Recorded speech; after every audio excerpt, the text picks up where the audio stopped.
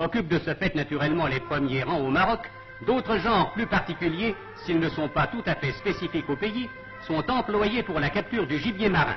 Ainsi, à Tagazout, près d'Agadir, où s'étendent d'immenses plages à fond de sable régulier, les pêcheurs emploient la senne, ce très long filet dont la nappe simple tombe verticalement dans l'eau, qu'une embarcation va mouiller au large parallèlement à la rive et qu'on ramène au bord par les deux extrémités en halant sur chaque bout.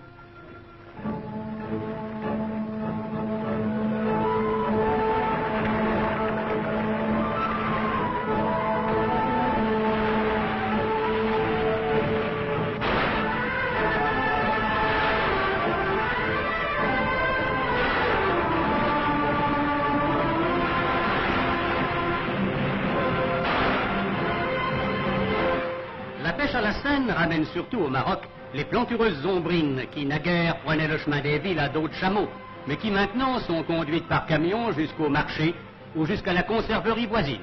Tant pis pour le pittoresque et la couleur.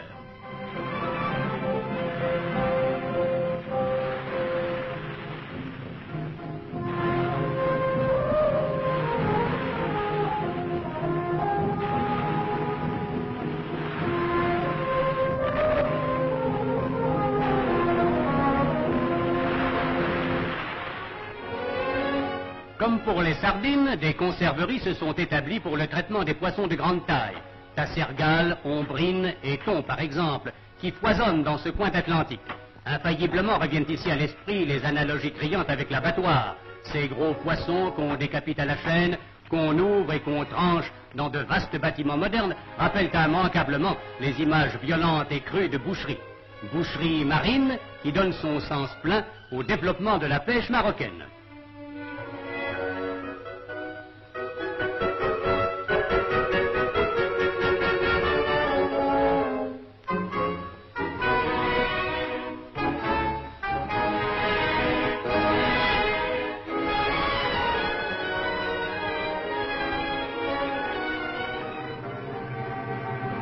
Agadir, qui reste dans la mémoire comme le nom d'un détail historique, est sur la côte de l'Empire chérifien de par sa situation, sa population de pêcheurs, la présence nouvelle de ses conserveries, comme une sorte de capitale du sud de la pêche. Elle détient aussi dans ses eaux l'une des deux madragues du Maroc.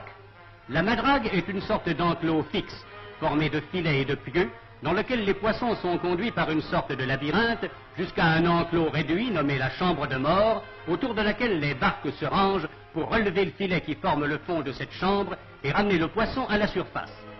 Cette pêche, bien que nouvelle au Maroc, était autrefois très courante en Méditerranée et sur les côtes atlantiques d'Espagne et du Portugal. Des deux madragues marocaines, celle d'Agadir capture surtout des tassergales, tandis que l'autre, à Port-Lyautey, est surtout hantée par les bancs de thon. Pêche brutale, pêche sauvage, où le poisson acculé ne peut que se débattre sans espoir.